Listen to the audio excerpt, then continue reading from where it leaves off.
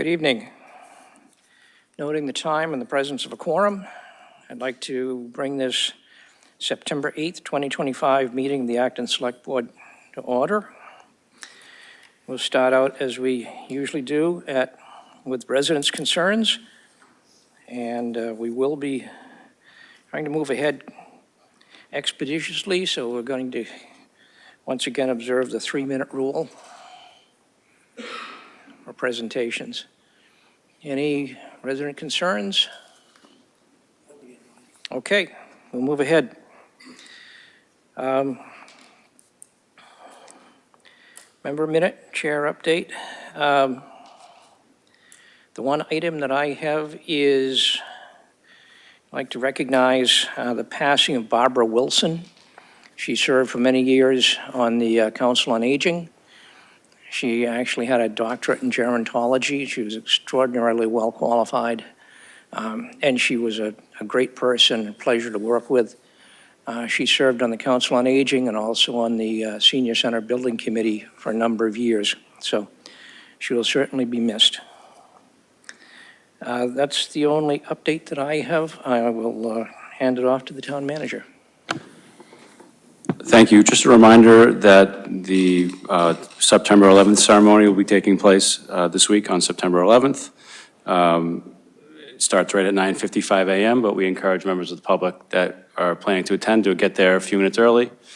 And it will be a brief ceremony, but it's always very moving. So hopefully people can attend. It's located at the Public Safety Facility, which is 371 Main Street, and there should be enough parking there. If not, someone will help direct you to a place to park. I also wanted to mention just an appreciation for the residents for the patience that folks have shown with all the road work and construction in the community. We work very hard to get projects and road work projects implemented, but the actual doing the work creates some frustration for people. So fortunately, we just finished the Prospect Street and Main Street intersection project, which really improved that intersection in a way that makes it much safer. There's a new traffic pattern that hopefully people have figured out. It is safer if they follow it appropriately, but we're still working on some pretty major road work projects in Kelly's Corner and down in Powder Mill. So thanks again for people's patience. And we're working to try to get the entities that are doing these projects to finish them as quickly as possible. But Kelly's Corner is going to be continuing through the fall and into the winter, and hopefully will be substantially completed before the snow starts to set in.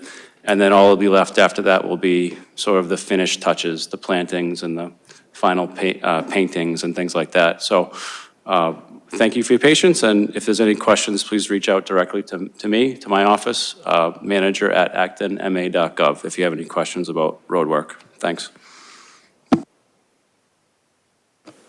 All right. Comments or items of interest from my colleagues? David.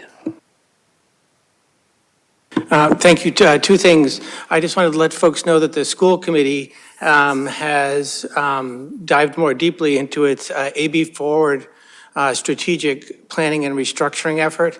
At their last meeting, the school committee was presented with a report on some background data compiled during the summer, and now the subcommittee needs to work on and make recommendations to the school committee as to what to do with that data. Also, I wanted to mention that at its August meetings, the Finance Committee had 2 groups of college interns present reports on financial topics that they each investigated. All the reports were really interesting, and I encourage you to watch them on ActonTV. Thank you.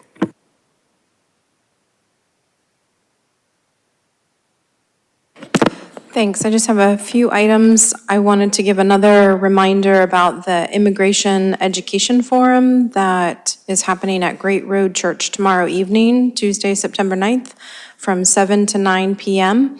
We're going to be joined by an immigration attorney, do some role playing, and we'll have lots of resources to learn about rights of immigrants, bystanders, and businesses. And the forum is sponsored by the Peacemakers Network, Chelmsford Connect, and Indivisible Acton area.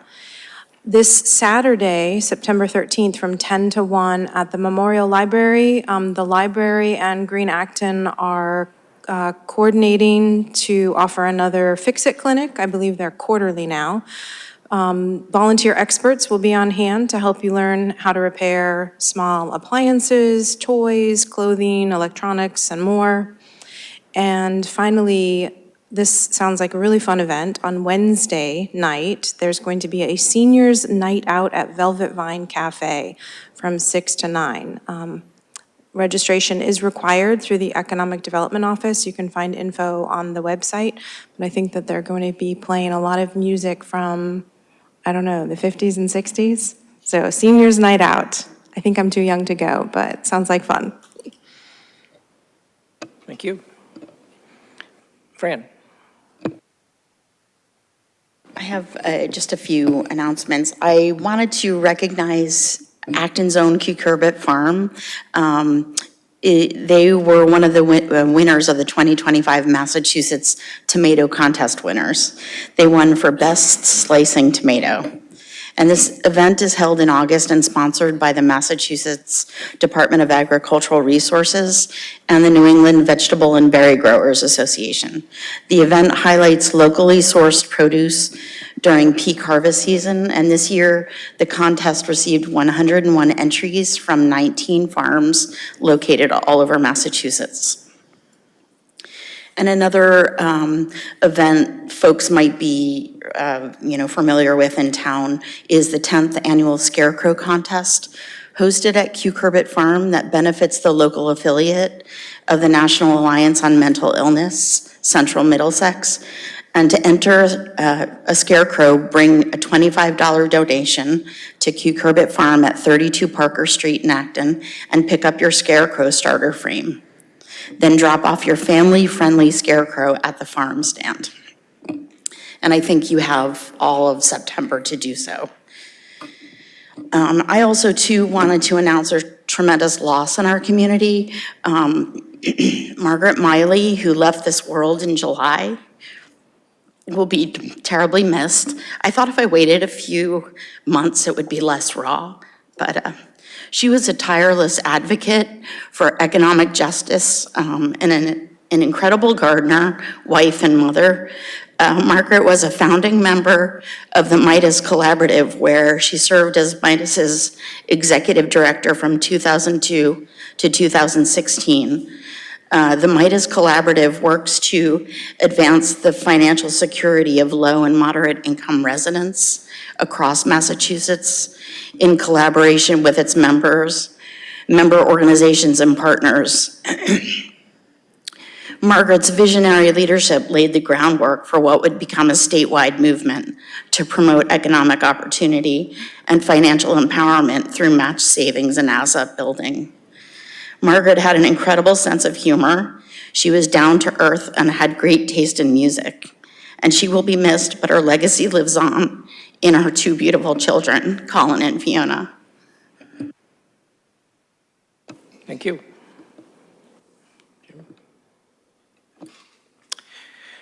Okay, we'll move on to new and special business. Item 3, presentation on tax exempt programs by Principal Assessor C.J. Carroll. Go ahead.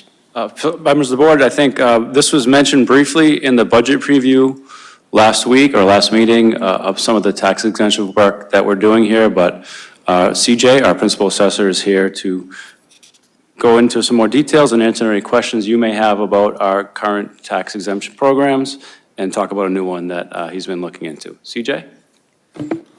Thank you. It's good to see all of you again. So I'm CJ Carroll, principal assessor here in Acton. Been here about going on 3 years. So what I want to talk to you about today is first is some of the surrounding communities' tax exemption totals as compared to Acton's. This is the slide that John mentioned he had touched on in a select board meeting recently, a couple weeks ago.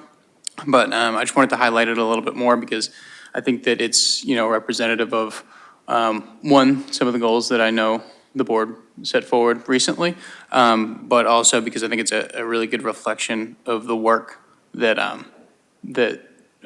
my staff puts in. So if you look here, in 2025, Acton provided just short of $670,000 in tax relief. That's across a few different programs, to a few different demographics of people that I'll go over in the next slide. But I laid out other communities in the area and the totals that they've provided recently.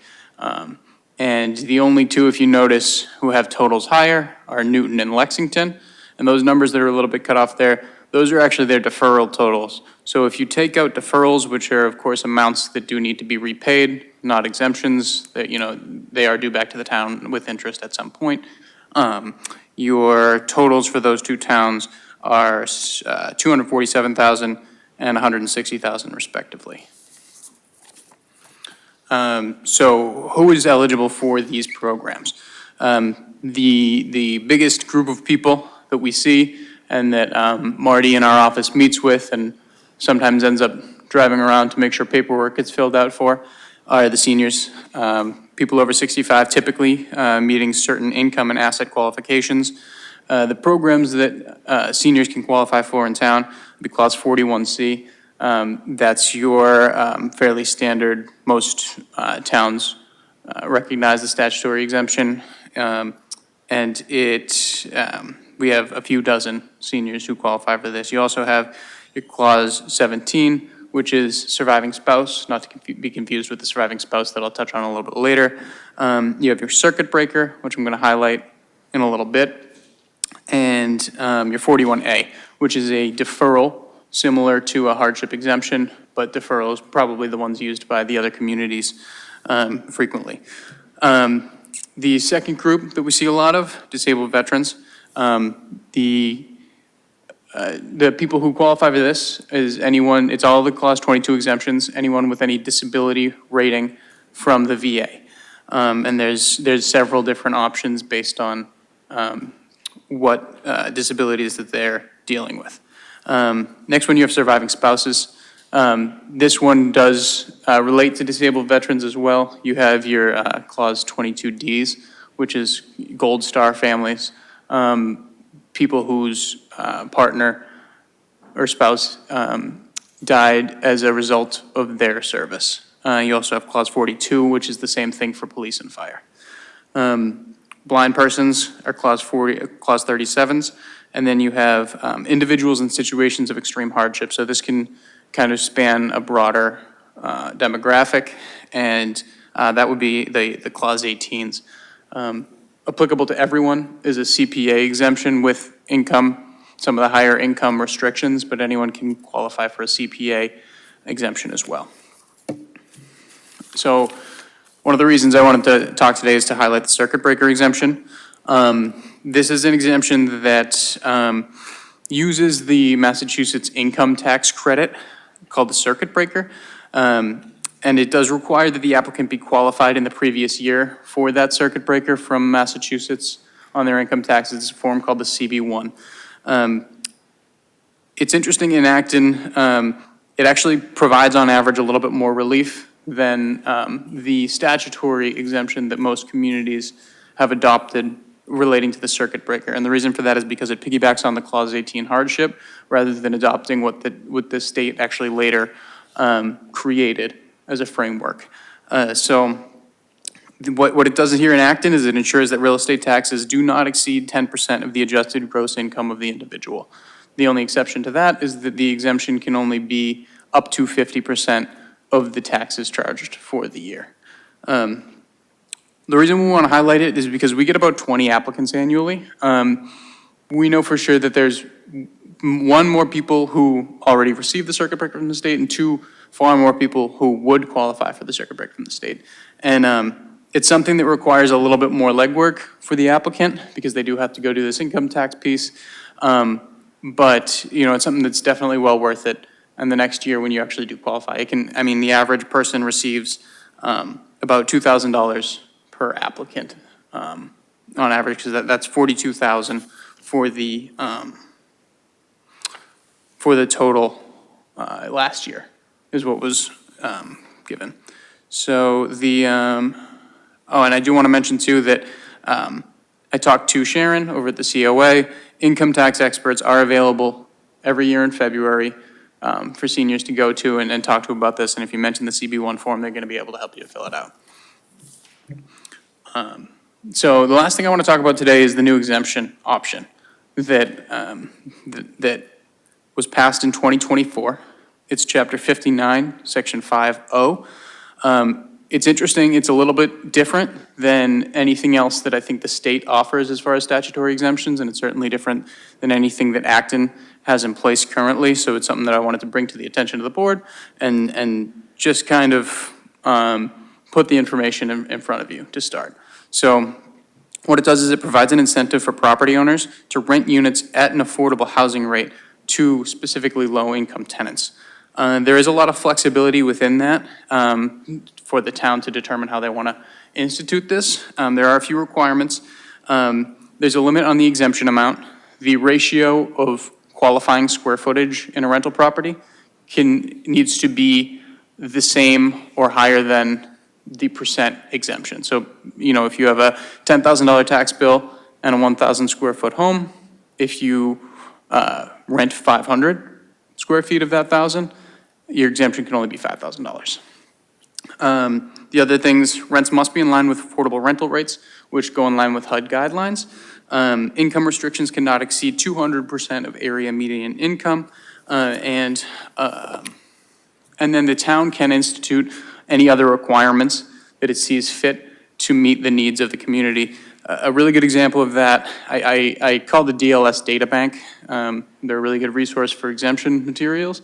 And they told me that Harwich down the Cape was the only town that's actually instituted this, at least that the state knows of. So it could have passed at a recent town meeting and they don't know yet. And they used it in a really creative way where they're struggling with short-term rentals being the only thing that makes sense for property owners. And so your local people who work at the grocery store, work at the local town hall, don't necessarily have an affordable option to live. And so what they did is they structured it in a way that provides those people a means of, it provides property owners a reason to rent long-term to lower income people. And so I think that it could be a really great tool if we could creatively think of a way to use it in a way that makes more sense for Acton's goals, Acton's exemption goals. So the next steps from here, I have a meeting with the Board of Assessors tomorrow, first one since the beginning of the summer, and it's something that I want to discuss with them, see if they have any ideas, see what their thoughts are. I think it's important, you know, as the ones who approve or deny these exemptions, you know, they really have a good feel for what makes sense for the community. It's also important that we conduct a study to determine the potential benefits to the community and how we would want to structure this exemption in a way that would benefit the community. It's not something that there's a framework laid out by neighboring communities. So it's, you know, we would really need to make sure that we do it in a way that makes sense and that actually gives these property owners a reason to use it. Because if we institute it and it financially doesn't make sense for anyone to use, then it likely won't be used. So I've been talking to the Regional Housing Services Office to get some affordability numbers and to figure out what would make sense potentially. If it's approved and supported, then we would then bring it to town meeting for consideration. Anyone have any questions? Jim? This is an exciting new program. Thanks for bringing it to us. And I'm not surprised that, you know, we might be the only the second town in the Commonwealth to do this because, you know, you and the board and the manager have been clear that we want to, you know, maximize what we can do with, you know, with exemptions because of the high cost of housing in Acton. So some questions.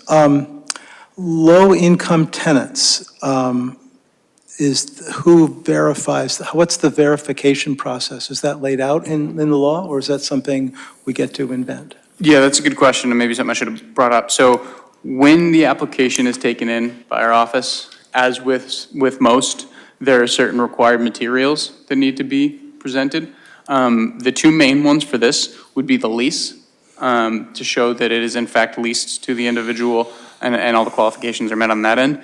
And the other, and potentially a hurdle for some, is the income tax returns of the tenant. So it wouldn't be something as simple as, oh, they've proved their eligibility for, I don't know, the fuel assistance or something like that. We actually have to look at actual income tax data. That's a good question. I don't know off the top of my head if the only acceptable materials we can take are income tax returns. Okay. That's typically what we do take for any income restricted exemptions. But given that it's not the actual property owner that we're taking it for, it's possible there's some flexibility there. I can look into that.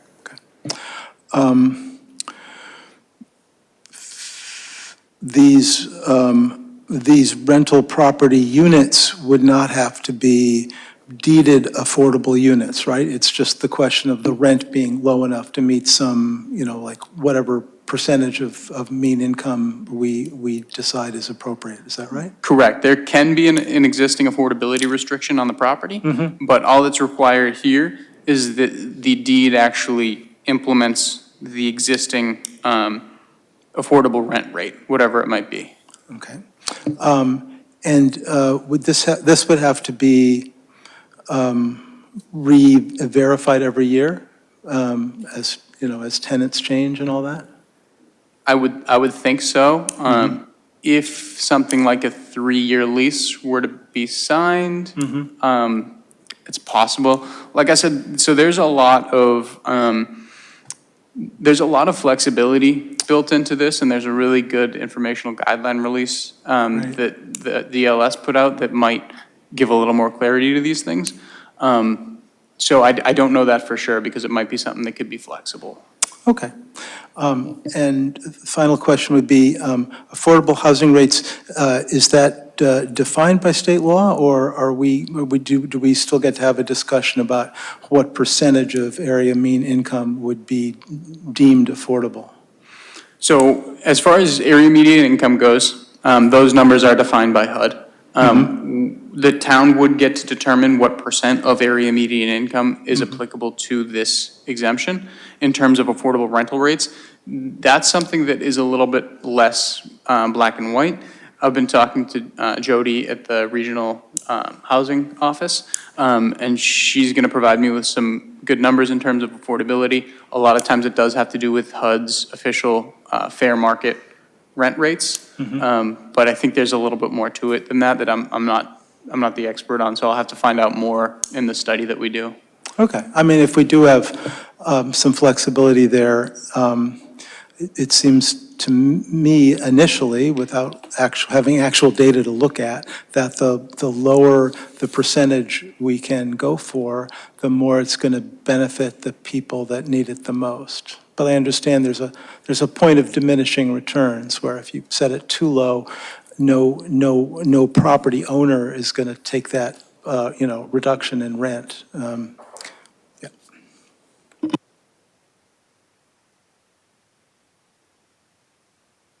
David? Thank you, and thank you, CJ.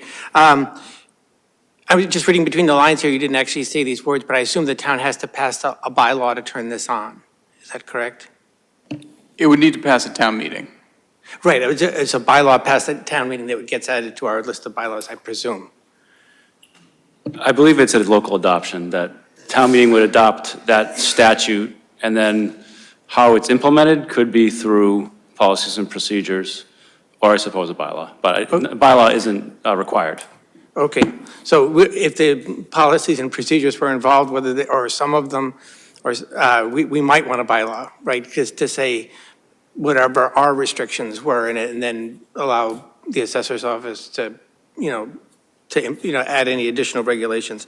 I'm wondering if it can, and this is kind of one of those things, if our way of implementing this could involve, if I'm understanding you with the tenants' tax returns required, if we could set this up in a way that once the tenant qualifies, then we let the landlord know and they reduce the rent, rather than the reverse, right? To me, in my mind, it's what comes first in this action. Do they try to rent an apartment at a lower rate and then provide their tax return?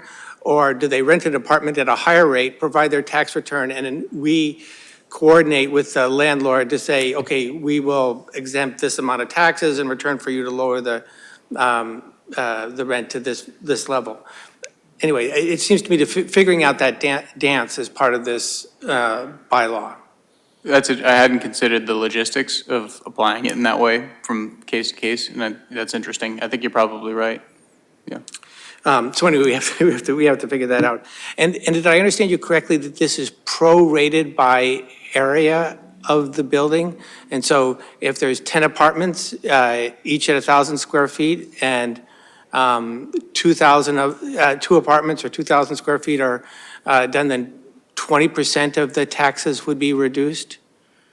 So that's completely up to the town. That is, so there's a limit related to that, where the ratio of exempt dollars cannot be higher than the ratio of qualifying square feet. But if we wanted to implement it in a way where it was a percentage exemption based on how many square feet of the building, we could do it that way. If we wanted a dollar amount per unit in the building that was qualifying, we could do it that way. And I think that's those are important things to think about when we conduct this study, because different types of property owners are going to see different benefits depending on how we do that, when we want to make sure that it makes the most sense, like I said, for our goals. But that it's very flexible, the way the law is written. Yeah, yes, I completely understand now. So that's just the limit, that's not the value. So it seems to me that we definitely want a bylaw here, right? Because we'd want to institute that dollar amount or percentage or whatever we chose in a bylaw, right? That just doesn't want to be, kind of off the cuff. I think we want to encode that in the law. So I'm definitely interested that we pursue this. I'm in favor of asking the RHSO for their recommendations and details as to how many units it might cover and that kind of thing, coordinating with the assessor's office. So anyway, I think that this is great. Thank you. Alyssa? Thank you. Thanks, CJ. So I thought Jim had asked all my questions, but now that I've heard a couple more from David, I have some thoughts. I think that the logistics are going to be very important, because I would be really concerned about someone signing a lease for a certain rent, expecting and hoping that it would be dropped, and then what if it doesn't? What if something gets mixed up? I mean, that happens right now, right? People sign leases for rents that they can't truly afford and then are evicted. So logistics are important. And then my question is, what would happen, say I have an apartment building, 10 units, and one of them qualifies, would I then be able as a landlord to recoup the lost rent from lowering the rent on the one apartment by raising the rent on the 9 others and also get the benefit of the tax reduction? Is there something that we can put into place to prevent that from happening? I don't know. I think that you would hope that the rental market would prevent that itself, because if you just rent a bunch of units at 10% over what the market allows, either the market's too low or people aren't going to rent it. But it's an interesting question, just to make sure that nobody's double dipping in a way, getting this exemption without actually, in reality, providing any relief that they're promising. So it's definitely an interesting thing to consider when creating this. Thanks. Fran? I have nothing really to add. I'm in favor of this. And I would think that kinks like signing a lease would be worked out, because I don't think you would sign a lease for an amount you are not going to pay. So I think a landlord has to be on board, right, and advertise them as such. So That's just my comment. Thank you. CJ, this, go ahead, Dave. So I just wanted to say, maybe there, to camp on to what Fran and Alyssa said, maybe there could be some kind of program where a landlord qualifies and agrees that, any tenant that qualifies, they will give the reduction. So they give the discount. And obviously, I don't think it can be a one-for-one discount. So if the discount qualifies, say, $500 reduction in taxes, for one apartment, maybe 80% of that goes to the tenant and 25% reduces the landlord's overhead. So I don't know what the right numbers are, but that's the kind of, that's one of the things that kind of analysis is one of the things that the RHSO helps with. This is pretty exciting. Thank you, CJ. This was great. Yeah, I agree with my colleagues that this is certainly worth exploring. I'll be interested to see results of the deliberations from the Board of Assessors and RHSO. As far as the rest of your presentation, I hope that you will send this PDF off to the Council on Aging, because as liaison to that group, I can tell you that this bar graph here would be very interesting to them. The issue of high taxes comes up at virtually every COA board meeting, so this might be reassuring to some folks, or at least show what we're trying to do. Thank you. Thank you all. See you at the classification hearing.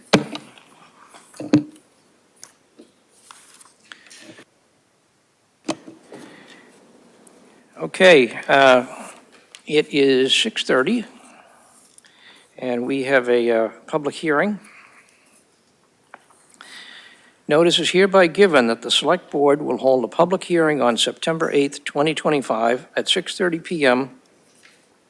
in the Francis Faulkner Hearing Room 204, Acton Town Hall, 472 Main Street, and remotely by video conference and call-in on the application of Santa Fe Burrito Grill, Acton LLC, for a pledge of license located at 297 Main Street, Acton, Mass.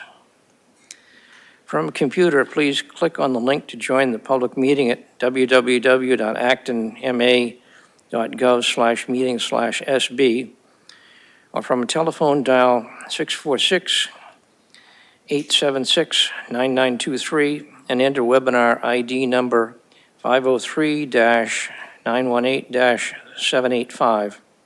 Telephone users may dial *9 to request to speak after joining the meeting. Computer and app users may use the raise hand feature in request to speak. Is the applicant present? Yes, we believe that there's someone representing Santa Fe Burrito here in the room. Maybe in the virtual room? Okay, hold on.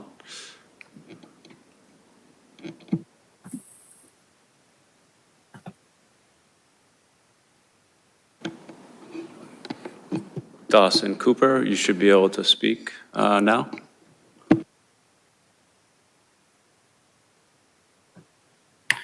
Good evening. My name is Dawson Cooper. I'm an attorney at Upton, Cannell, and Devlin. I'm here to represent Santa Fe Burrito Grill, Acton LLC.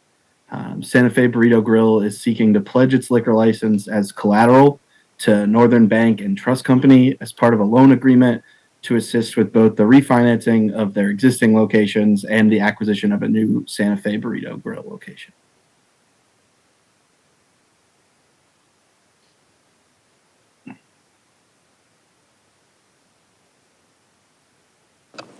Okay, thank you. We don't see this pledge of license issue come up much in the past. Could you explain a little bit more about the technicalities behind this? Yeah, so simply it's just that Santa Fe Burrito Grill has 6 liquor licenses that they're pledging. Basically, they're getting a loan in exchange for issuing each of those licenses as collateral.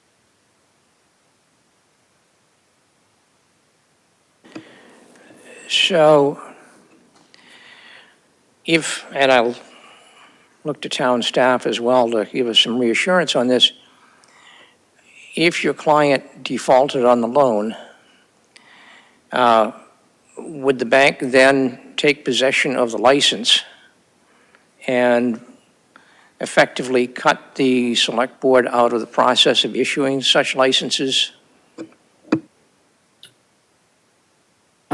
Yeah, they wouldn't cut you guys out. I believe it would still have to go to another hearing before they could issue it to someone else or do anything with it. But they would take possession of it, yes. Thank you. Questions from my colleagues? Alyssa?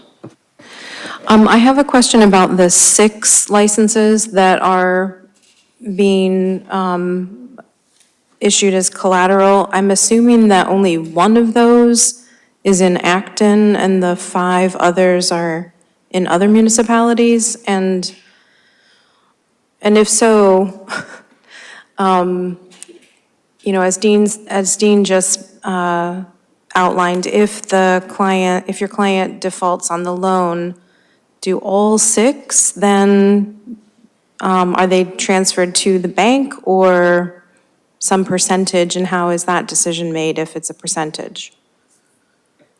Yes. So each of the 6 different pledges has their own application in a different municipality. And they would take all 6 if for some reason they were to default.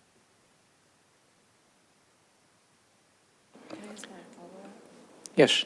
Thank you for that. But you also mentioned that part of this is to refinance and also open up another location.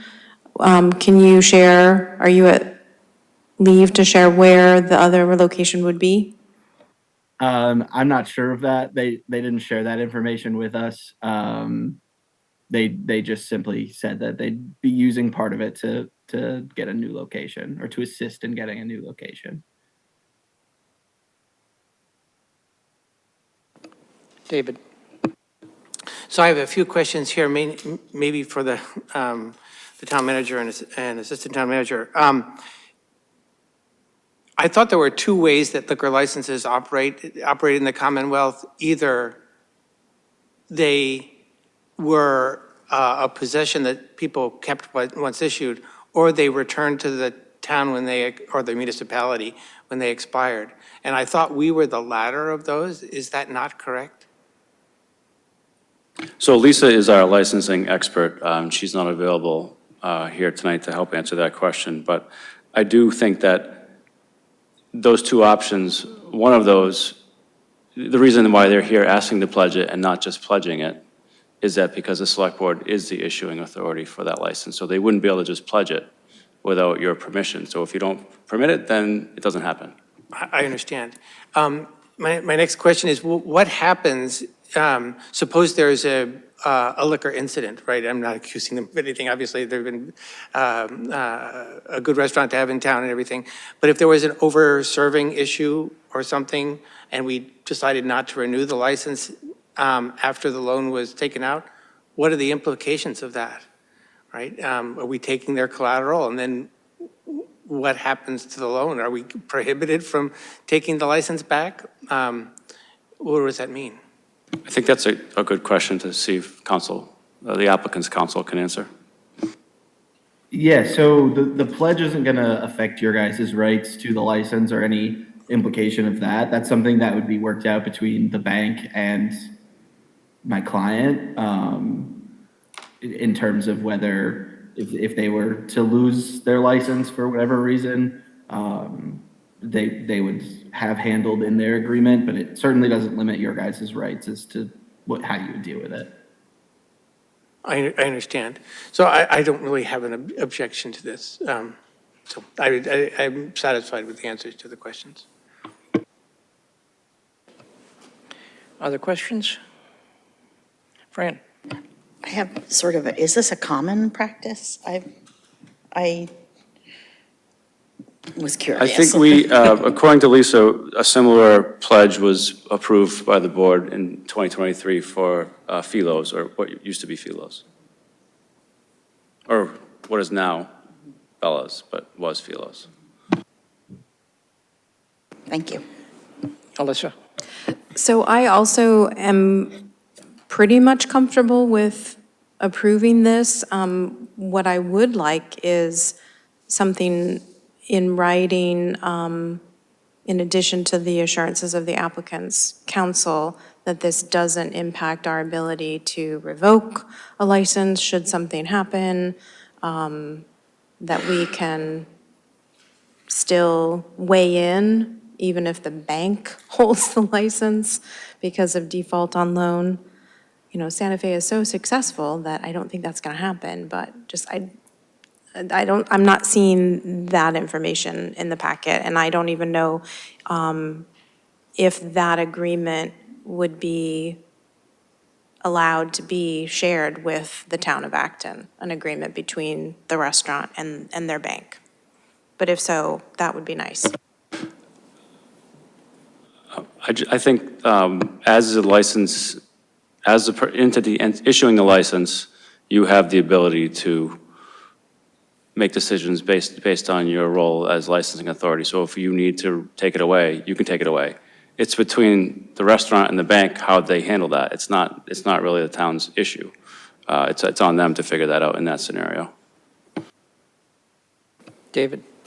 Yeah, two things. I just wanted to make a comment about Fran's question. This is really common in municipalities that have maxed out their liquor licenses, because then the liquor licenses are hugely valuable. The question I want to ask is, if we approve this today, are we done, or is there a document that the chair or the manager has to sign after this with the bank or anything else? I'm not sure of that. I believe there is an additional step, but I'm not 100% positive. It varies. So I'd have to double check that. Well, in my opinion, all of this discussion has been too speculative. Before would be comfortable in voting for something like this, I would like to see documentation in writing of exactly what the procedure is, and I'd like to see something from our council to make sure that everything that we're doing is proper and appropriate. We have another select board meeting coming up next week. I don't know if this paperwork could be accomplished by that point, but at this point, I would certainly be happy to bring this to a vote by the board, but I'm frankly a little bit queasy with people saying, well, I think this and I think that, but I haven't seen anything in writing that reassures me. I believe in the packet that was submitted, the agreement, the pledge agreement is in it. So you should be able to have seen that in the actual application that was submitted to the town.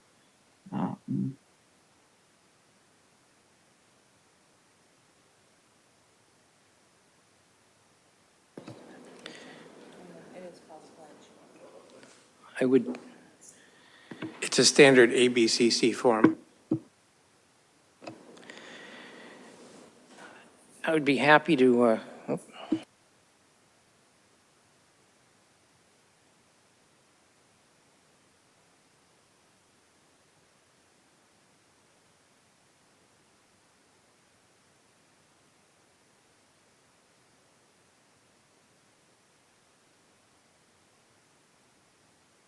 But this is the paperwork that, if the board approves it, we would then sign and send to ABCC saying that the board discussed it in public hearing and is comfortable with it.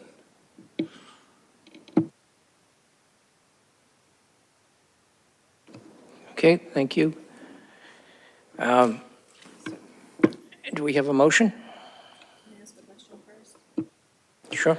I'm not seeing a place for the town to sign this, which is, I scrolled through to the end, all the emails from the police chief and health and,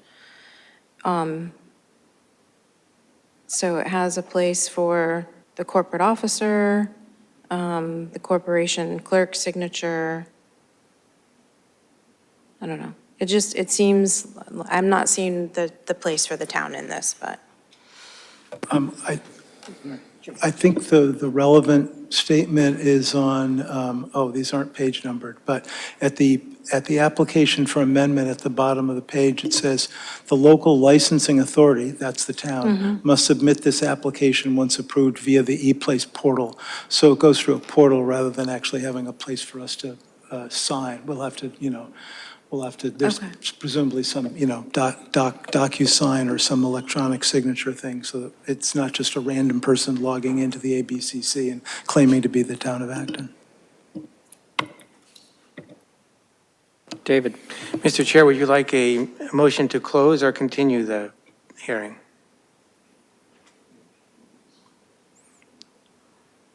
Well, I mean,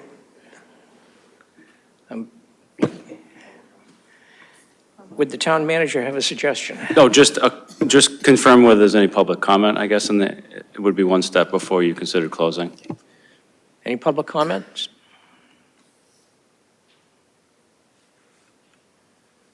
I guess not. So, Mr. Chair, I would move that we close the public hearing. Second. Moved and seconded to close the public hearing. All in favor, say aye. Aye.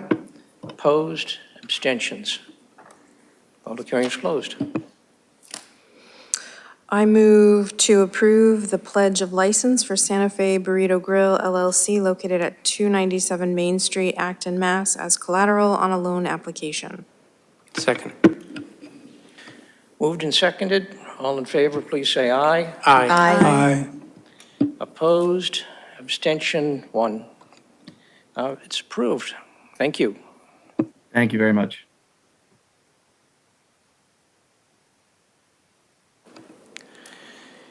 Okay, second public hearing. Acton Select Board will hold a public hearing on September 8th, 2025 at 6:35 PM in the Francis Faulkner Hearing Room 204 at Town Hall, 472 Main Street, Acton, and virtually on the application of HDR Holdings, LLC, DBA Wonder, located at 145 Great Road, Acton, Mass., under Chapter 140 of the Massachusetts General Laws for a common vitular license. The application can be inspected at Town Hall during normal business hours. Login instructions for computers can be found here. From a computer, please click on the link to join the public meeting, www.actonma.gov/meeting/SB. From telephone, dial 646-876-9923 and enter webinar ID number 503-918-785. Telephone users may dial *9 to request to speak after joining the meeting. Computer and app users may use the raise hand feature to request to speak. Is the applicant present?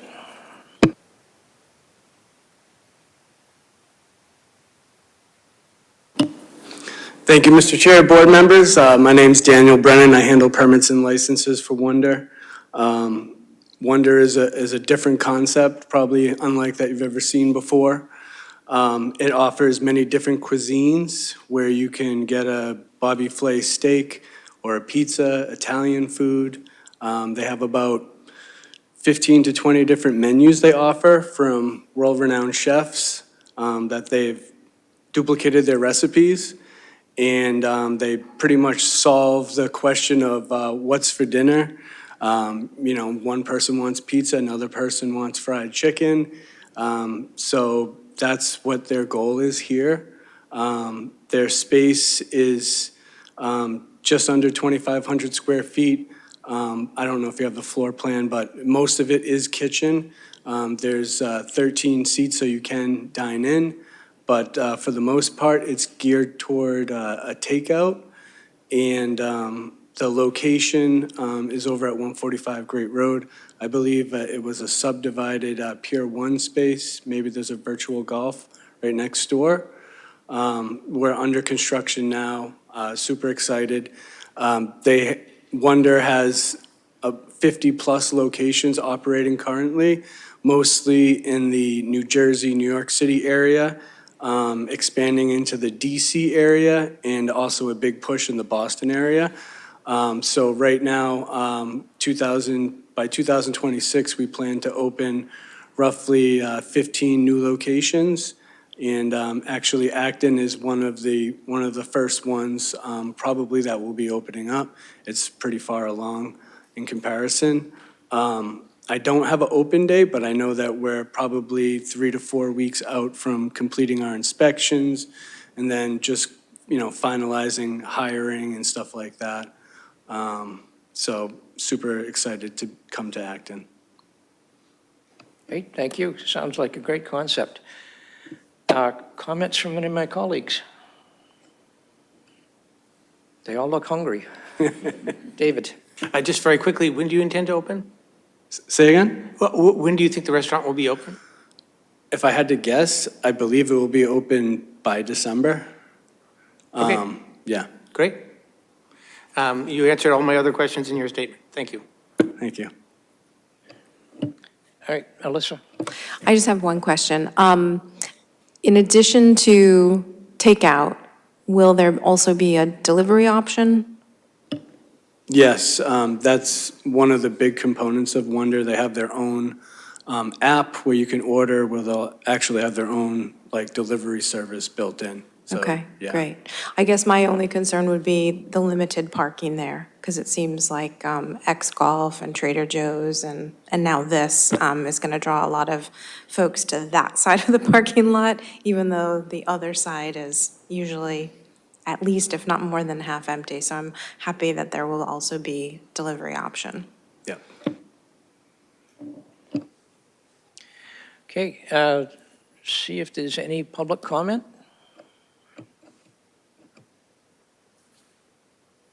No one with their hand raised online.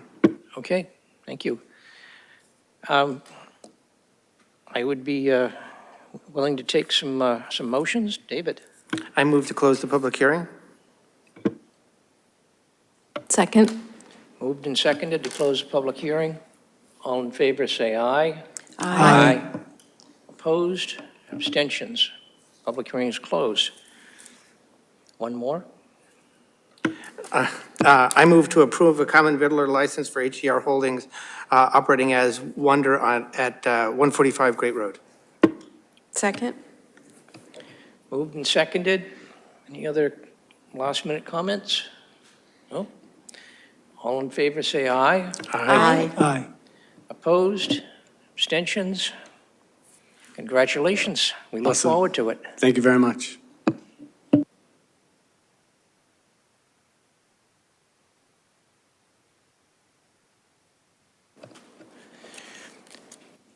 Okay, our next public hearing. The Acton Select Board will hold a public hearing on September 8th, 2025 at 6:40 PM, continued from August 25th, 2025, in the Francis Faulkner Hearing Room 204 at Town Hall, 472 Main Street, Acton, and virtually at actonma.gov/meeting/BOS on the application of River Life Church for a site plan special permit. I'm sorry. This is on the agenda inadvertently. So you're welcome to continue. I didn't mean to interrupt you, but I just wanted you to know, in the end, this was already approved at the last meeting, and there's nothing on the agenda. Shouldn't be anything on the agenda related to it. So I don't think you need to read it then. I think we have the applicants here. Sorry, continue. I'm sorry. I should have sworn it was approved. It was approved. So our expectation hopefully was to talk about the fossil fuel waiver that we submitted.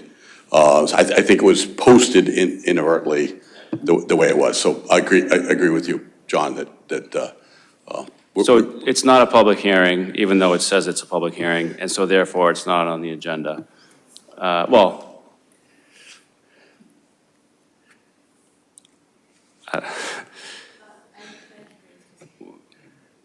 right, so the matter of the fossil fuel waiver can be presented as an update, but it's not before you for approval tonight, and it's not on the agenda. Sorry about that. Okay. Let's hear your update about the fossil fuel. Okay. Good evening. For the record, Paul Morris, Pinnacle Construction, general contractor for the project. So we presented a letter to the building inspector in the town of Acton on August 22nd, requesting a waiver from your fossil fuel bylaw. So I don't know if you've had a chance to see that. Okay.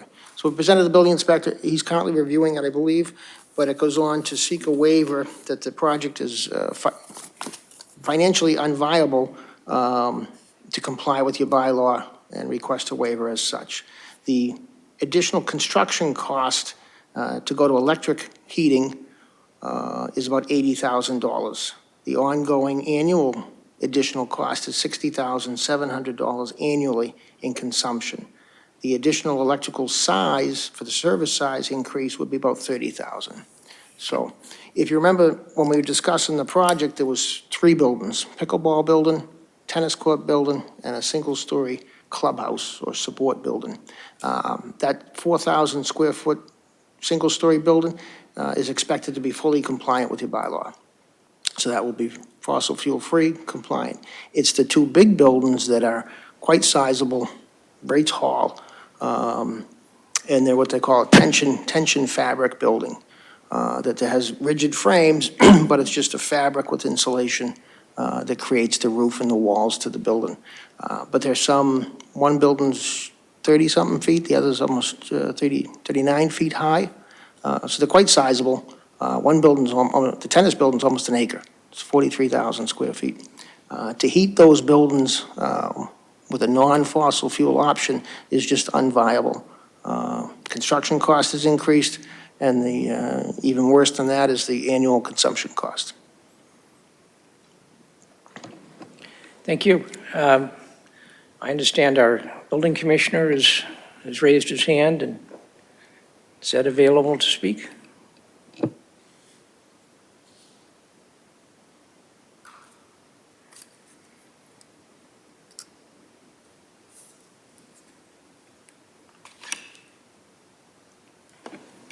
Ed, are you there?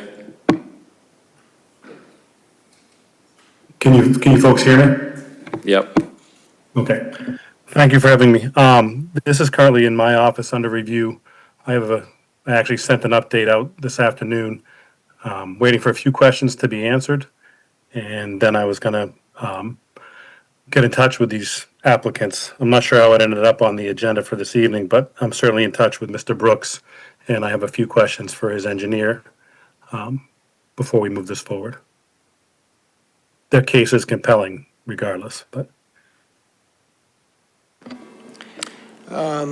I did ask the engineer to join virtually. Andy, are you on? Yeah, Mr. Chair, I'd rather do this when it's up on the agenda for approval, if it goes to the agenda for approval. This is, apologies to the folks that came out for this, but it's not part of the schedule, shouldn't have been part of the scheduled program, and there's not an application before the board for a waiver. So it's really not something we should spend too much time on it, at the chair's discretion, of course.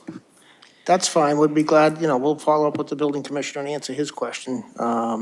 I understand your point, but I also would ask the board if they had any questions, we could take that away with us. Let's, I think what I'd rather do, we do have, David? So if you'd like, Mr. Chair, I could tell them the things that I'd be interested to see in a waiver application. I'm going to make a point of order. I don't believe that any of us can ask questions or make comments on this subject because it's not on the agenda. And in my understanding of the open meeting law, that would be a violation. And we're going to be back here Monday night. Yep, I tend to agree with you, Alyssa. My apologies for the situation we found ourselves in here. We do have another select board meeting coming up next week, next Monday. And I don't know if that would give you and your engineers sufficient time to meet with the building commissioner. And we've got an agenda-setting meeting tomorrow afternoon, so, we could probably put this on. I don't know what else we've got listed, but frankly, I'd like to, and I'm sure that the applicant as well would like to see this move forward as quickly as possible, so. We'd be great with that, Jim, Mr. Chairman. I would appreciate that, and I think, David, there is certainly nothing that would prevent you from sending a message to the building commissioner describing the kind of questions that you as a citizen might ask about this matter. But it's getting a little too weird from a legalistic point of view here.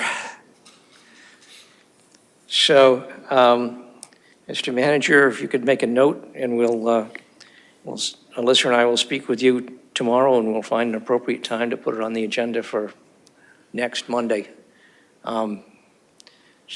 Normally, I don't like having 2 select board meetings in a row, but I guess it'll work out okay for you guys. Thank you. So, thank you very much for coming in.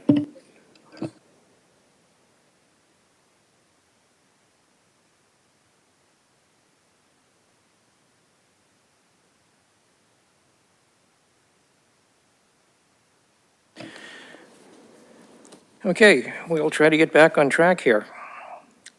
Item 4, amend use special permit number 4-22-2024-501, 930 Main Street, Suite 10, Let's Roll LLC, for a change in operating hours. Is the applicant here?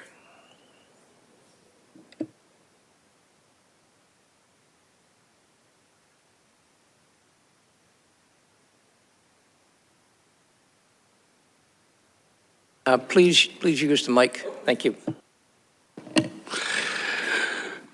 Good evening, Andrew Kuchar on behalf of Let's Roll LLC. Unfortunately, Mr. Reynolds could not be with us this evening. He is home ill, but with me I have co-owner Mrs. Reynolds, who is also an employee of the LLC for any questions that may come about.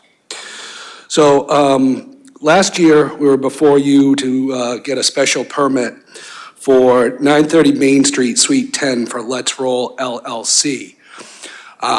It's been a fantastic year for the company. And the only complaint that they have received from their customers is that they're not open enough, which is actually a good complaint to have. So we come before you to change the operating hours for Let's Roll LLC from Sunday to Saturday from 10 a.m. until 8 p.m. Now, just because we're asking for that, it doesn't mean they're going to be open 7 days a week. They just want the option to be able to see what days work better than others for customers coming in.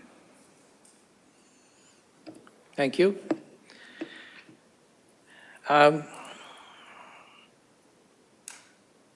We have, as you're probably aware, and as your client is certainly aware, we've received commentary from at least one of the neighboring businesses about this impacting their operations.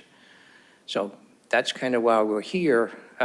Initially, it seemed that your client was looking for a very limited operation. Now it's expanded considerably. So I think trying to find a reasonable accommodation would be in everybody's best interest. Do we have any questions or comments from? Well, my client was wondering what was the specific issue with that neighbor, because the only complaint that was received was that they were operating outside of the hours. We're looking to amend that issue. Alyssa, I think you've probably followed this more closely than the rest of us. You care to make a comment? Yeah, so the board received, I think it was in July, a note asking about the conditions of the permit, and that any change to the hours, which were Monday 10 to 2, would require board approval. In addition to that, there has been a negative impact on business for them. They're losing business, according to the owner, and employees are uncomfortable. So we wanted to figure out if we can have a situation of operating hours for both businesses that are amenable to both Let's Roll and the other tenants. I did hear from the individual who wrote to the board that the landlord had conveyed that Let's Roll was willing to find some hours. So I was a little surprised in the memo to see. I completely understand you're wanting to have more flexibility and not have to go through the onerous process of coming before the board to make any change. But I was just surprised to see that, because it sounded like there was some communication happening with the landlord at least. We, sorry. We have, like we told the board, we're willing to work with other businesses in the complex, but nobody's come to us and said anything. And it's a little hard to guess what hours are going to be less detrimental to them to work around without knowing what they're asking for. And obviously, I mean, if they want to be open every hour that we want to be open, then that's, that's kind of going to be a problem. But we have always said we're willing to work with other businesses in the complex, but I just don't know what hours we could be open that won't affect them without knowing their hours. Are you aware of what the operating hours are for the complaining neighbor? Yep, so they are not open on Fridays and Sundays. And I noticed that your hours, in addition to Mondays, are Thursday and Saturday. Saw your ad in the Action Unlimited last weekend. So, your customers are obviously going to have their preferences for when they can come into the business. But I was hoping that Let's Roll would be open to shifting from the Thursday and Saturday to Friday and Sunday.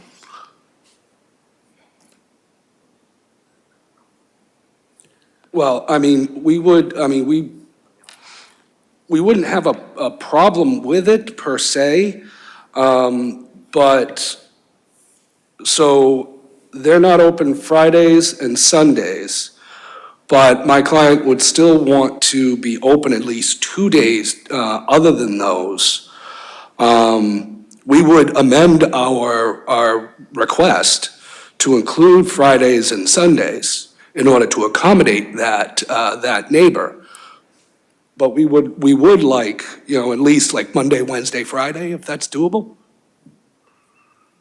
So it sounds like to me that the tenants have not connected with one another, and rather the tenants are both connecting with the landlord, who's being the go-between.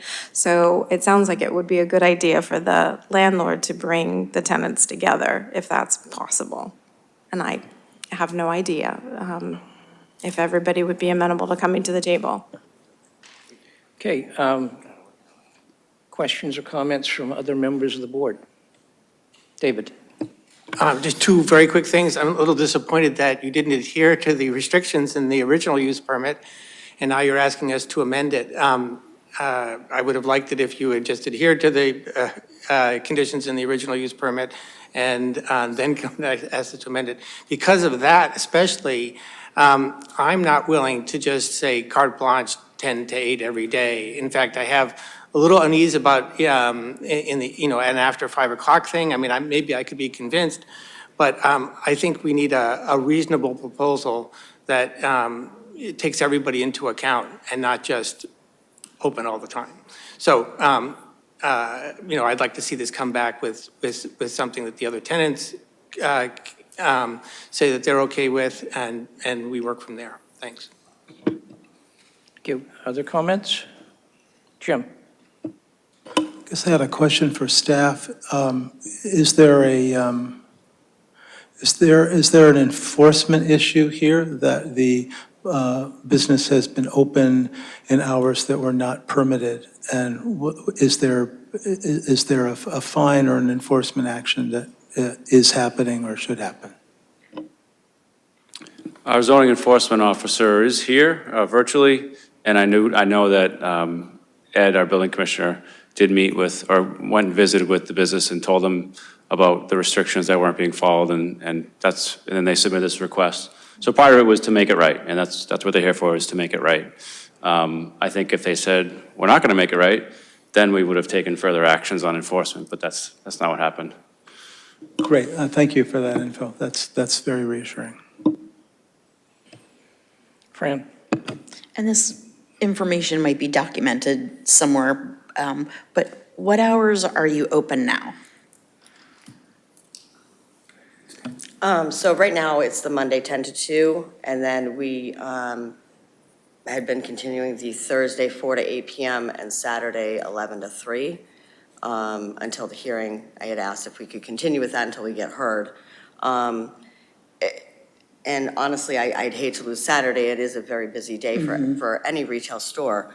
And again, without knowing the exact hours, perhaps we can be an off shift from their hours on a Saturday. I don't know, but evening hours are certainly something that are better for our customers anyways. So we'd be steering more towards like a 3 to 8 during the week.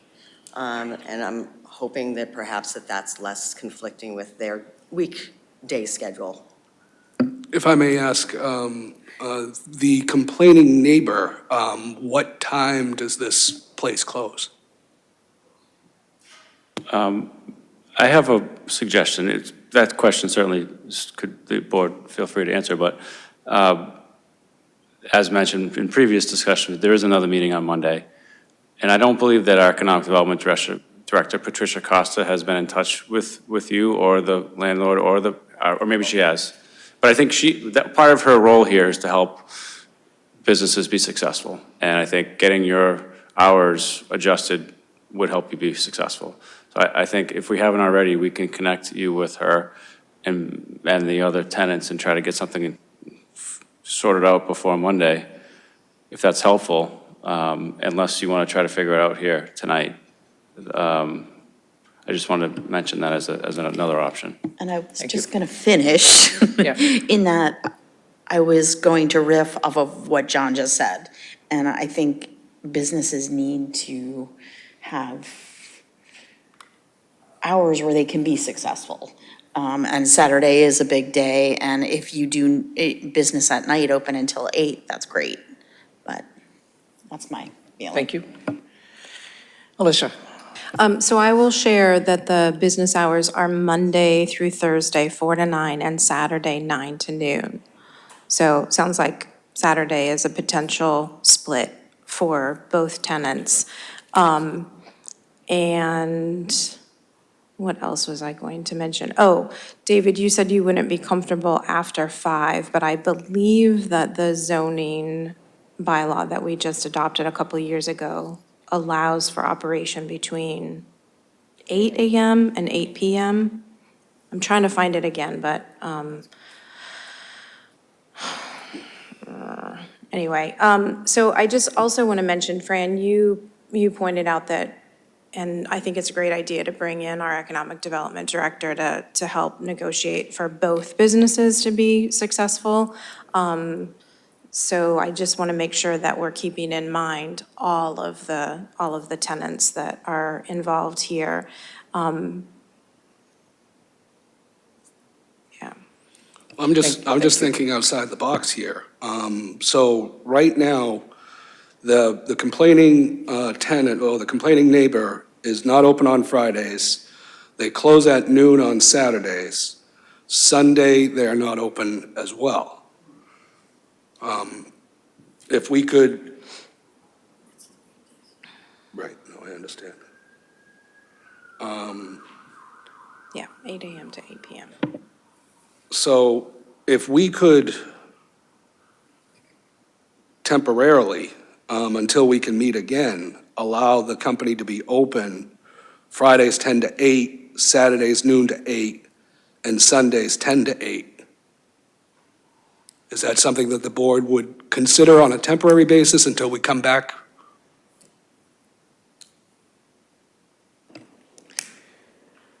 I mean, that, and I haven't had a chance to make my comments yet, but, I think that's substantial progress. I appreciate the town manager pointing out that we do have another meeting coming up in a week. But I suspect that any kind of an agreement, once we involve the building commissioner, the economic development director, you folks, and some of the neighbors and the landlord, probably you'll need more than. I was actually going to think for a 30 days extension and not a week. Yeah. It seems like there's a lot to be done, and a week's not really a decent amount of time to do it in. And my client would also like to keep the Monday that was already approved by the board? It's just one of our busiest days so far. I think, let me make my comments. I'm very sympathetic to your business and to your client. And I made this observation when we approved the license originally, because of the anti-gun bylaw, which was passed in town meeting. The areas in town where firearms businesses can be allowed are very small. And I had thought that you folks had found a good spot for it. And I'm sympathetic to allowing you to continue to thrive in that space. Some of the other businesses might come and go, and some of those other businesses might be able to find other locations where they're not so heavily constrained by town bylaws. So I would certainly be sympathetic to the suggestion of hours on a temporary basis until we can meet, and hopefully folks can work out a reasonable agreement. I'm also keenly aware that we're probably skittering along the issue of a Second Amendment consideration here. If this board takes too firm a stand, I think we've already, or the town has already taken a pretty firm stand. So I would prefer not to get involved in litigation on a Second Amendment issue, because I think that's very significant. So I would certainly be inclined to approve a reasonable set of hours along the lines of what you suggested on a temporary basis, and then over the next month or two, you folks can discuss this with the landlord and the other tenants and come back with a revised proposal. Okay, so again, Monday, they're open 10 to 2. We would keep that, those hours. And then Friday, 10 to 8, Saturday, noon to 8, and Sunday, 10 to 8, on a temporary basis until we can get the parties together and discuss.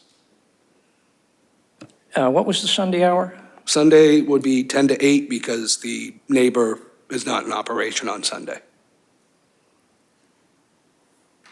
Okay. I would be, if anyone would care to provide a motion? Is this for 30 days? All right, so I move to approve expanded hours. John might want to say something, sorry. This brings us, but, Yeah, It's a round number. okay. 60 days is a rounder number, and I think it might give everyone a little more chance to take a Well, step back. because of the board is considering the extension of hours over the weekend and allowing us to keep our Monday timeframe, I think we'd be okay with 60 days. I would be okay. Yes, the 60 days would be great. My hope is that we can all meet together and get some kind of solution worked out before then. I think the 60 days just gives us time in case we can't get onto a public or a town hearing or agenda before then. All right, then. Okay. I move to approve expanded hours for, let's roll, oh my gosh, LLC at 930 Main Street, Suite 10, operating Monday, 10 a.m. to 2 p.m., Friday, 10 a.m. to 8 p.m., Saturday, 12 noon to 8 p.m., and Sunday, 10 a.m. to 8 p.m. second. Moved and seconded. Any other questions or comments, either from the board or from the public? There was one hand online, but it's gone away. All right. All in favor of the motion, please say aye. Aye. Opposed? Abstentions? Okay, got some new hours. Thank you very much. Thank you. Thank you very much. See you in 60 days.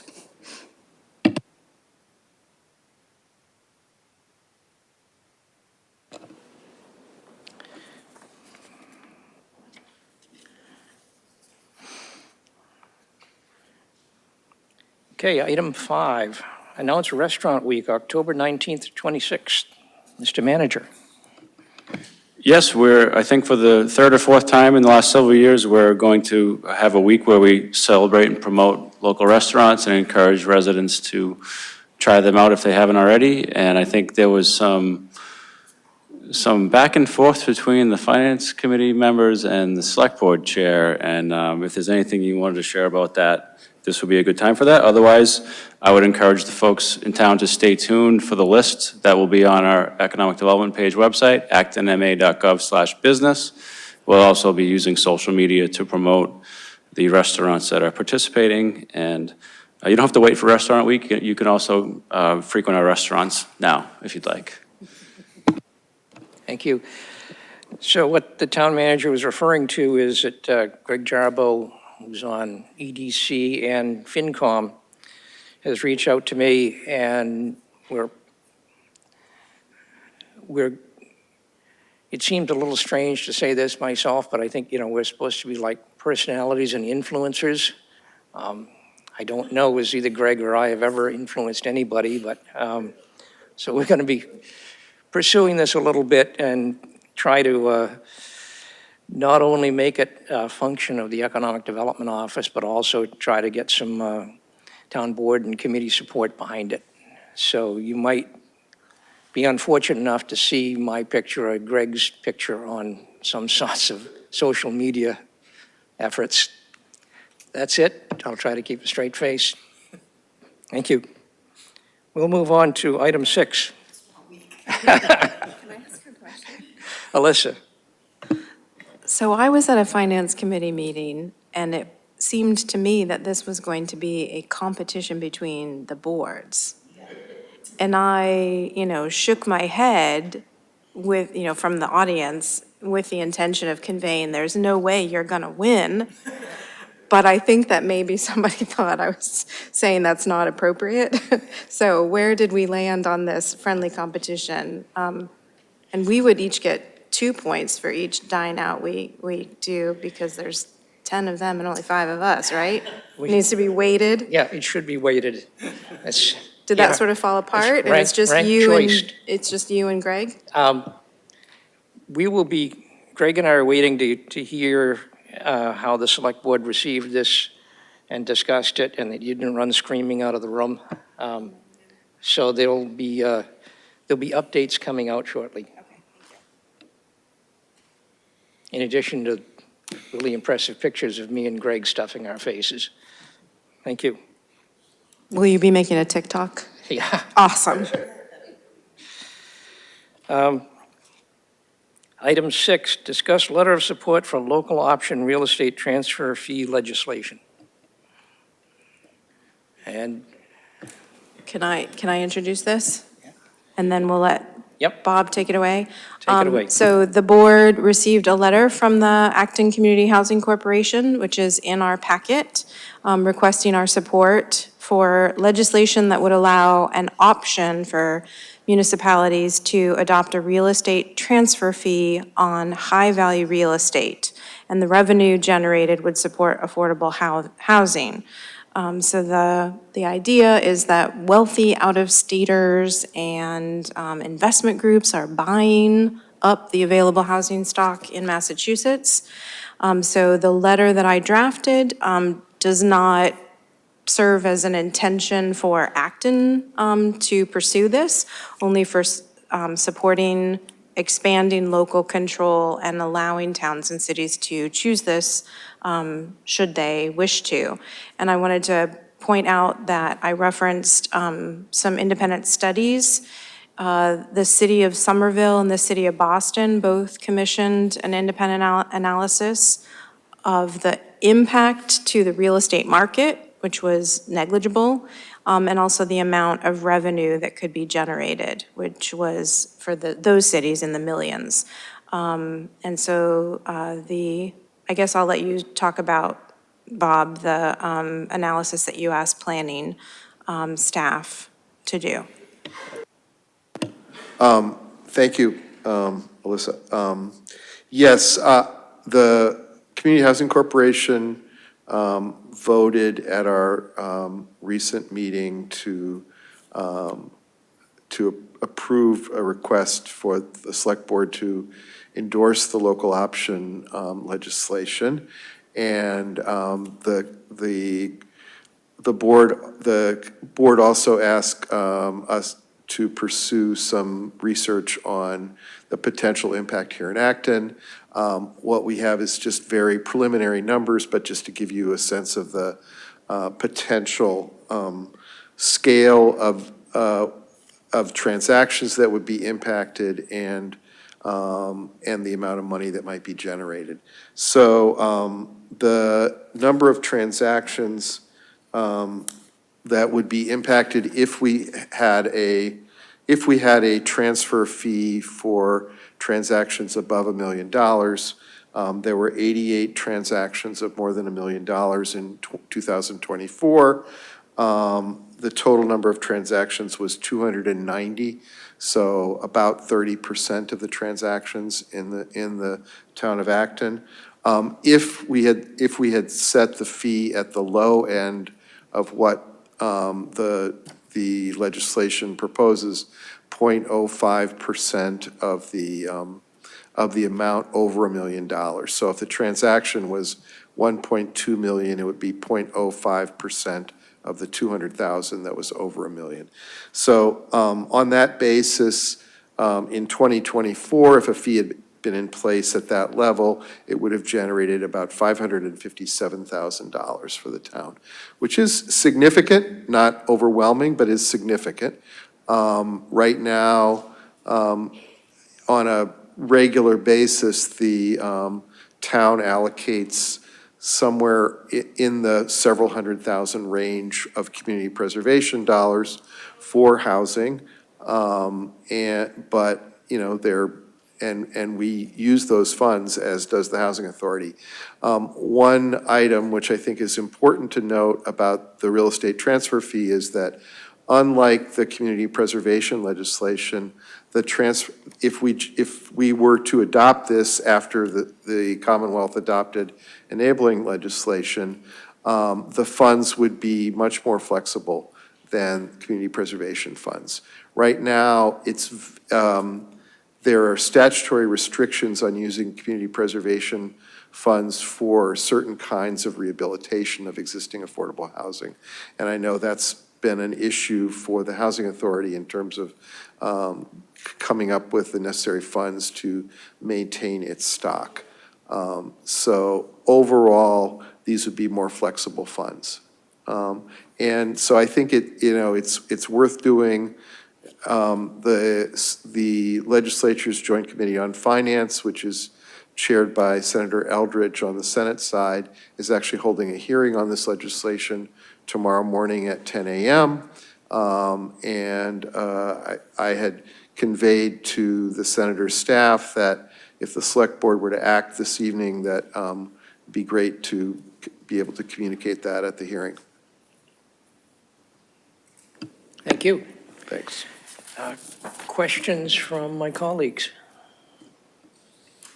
Jim? Would this apply, is the legislation clear that this is for residential transactions, or would this include commercial transactions?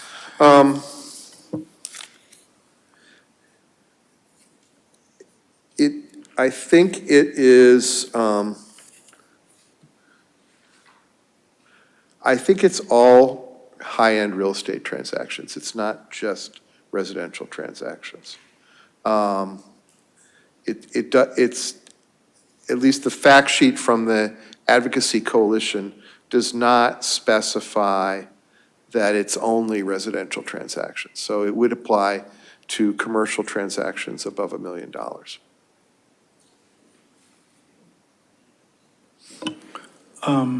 That does make me hesitate. When I first heard about this, it seemed very reasonable that there's all these houses that are, over $1 million,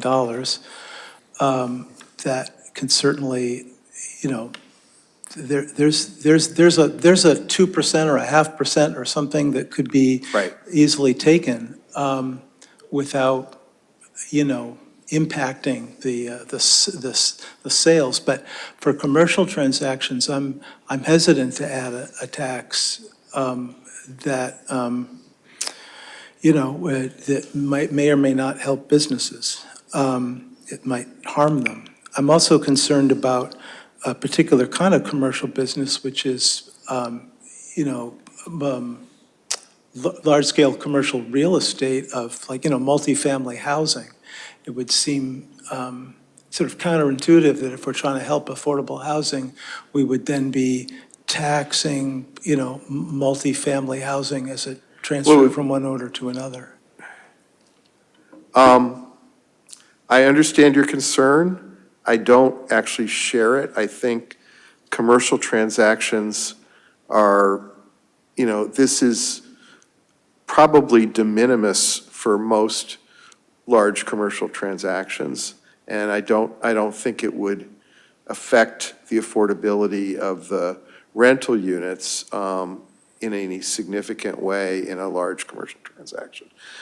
There is a provision in the law that allows local flexibility and exemptions. I don't know whether it would allow the town to exclude commercial transactions, but I would note that there is language that allows some exemptions on the local level.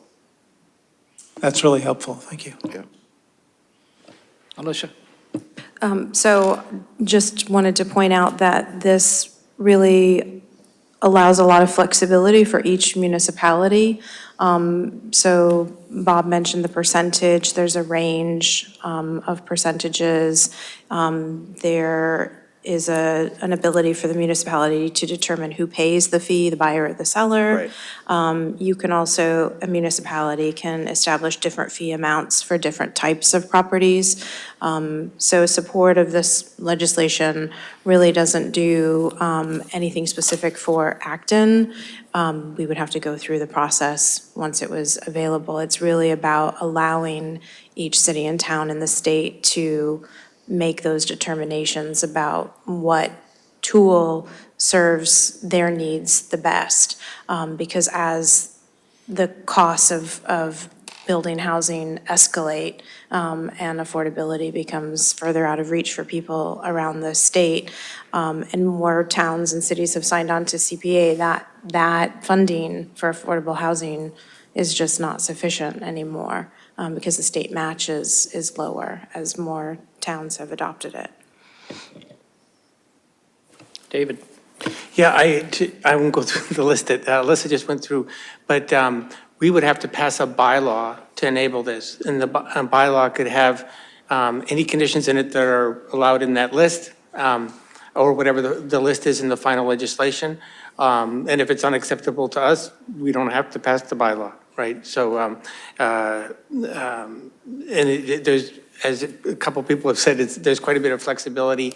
And so I think we can address your concerns, other concerns, and how the bylaw was structured. So, and that means is, to me, because the legislation isn't done and all that, this is not a next year's town meeting bylaw, right? I do have one question, though, for Bob. What kind of projects do you think ACHC would recommend that we use this money on? So in the last several years, and I defer to my colleagues who led the, Janet Adachi, who's led the Community Housing Corporation Board since, for several years now, we have committed significant funds to a couple of new multifamily developments. We've committed funds to Habitat for Humanity projects, and I think we have one pending right now. We have committed funds to assist in down payment assistance for affordable units in the occasional 40B project, occasional 40B homeownership project. We haven't, I mean, there was a period of time when we were receiving substantial payments into the town for affordable housing that we were responsible for stewarding, and we have spent down most of those resources. So I think there was one situation earlier this year that the select board is familiar with, where we were faced with the necessity of, if we were to maintain a unit on the subsidized housing inventory, we would have needed to exercise our right of first refusal and then spend additional funds to bring the unit up to standard again. And we did not have sufficient funds for those purposes. We needed kind of a strategic reserve, if you will, for the Community Housing Corporation in that case. I think, we would continue to look for both multifamily rental and homeownership projects. I think homeownership projects are fewer and farther, affordable homeownership projects are fewer and farther between, in large part because the subsidies at the state and federal level are mostly for rental housing. There's not the same kind of mechanisms like the low-income housing tax credit for home ownership, or at least it's not as powerful. So I think we would, the amount of money that could be generated is not so great in the first few years that we would have, we wouldn't be able to undertake something necessarily of large scale if we were getting $500,000 a year in resources from the transfer fee. But it certainly would increase our ability to advance projects that come to us, which a lot do on a yearly basis. Thank you. So I just want to say also that our bylaw would also have to say where the money goes. Right? We could put it in the pot of money that ACHC administers. We could put it in another set aside, so there's all these things require a lot of thought before we move forward. And Mr. Chair, when you get to it, there's one hand online. Thank you. Fran? No, I was going to ask you for, I will comment, but I was going to defer to you as a real estate expert.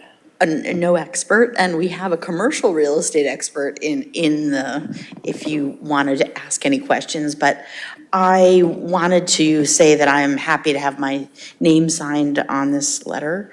Not a lot of towns are doing this, and we're on track this year, which we might make up that 88 number. I think there's 53 to date, over 1 million properties sold this year, so. Okay. I think this would be great.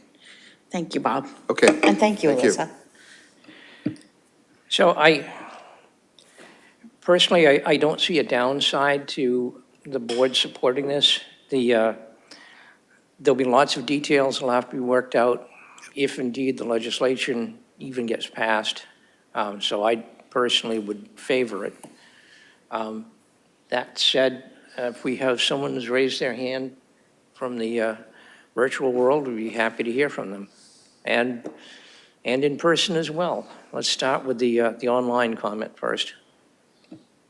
Hi, my name is Corinne Hogsett. I am a member of the Finance Committee, but I'm asking just for myself.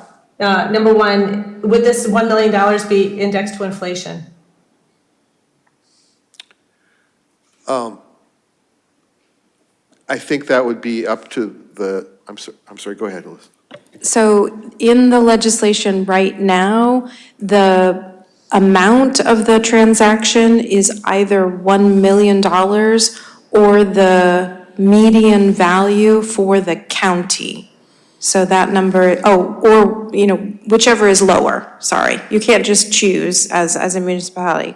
It's either 1 million or the median value, whichever is lower. So that number is gonna change over time. Okay, so I'm looking this up real fast. Median home value in Middlesex County. It's about In $850,000. Acton, Massachusetts, it's $855,000.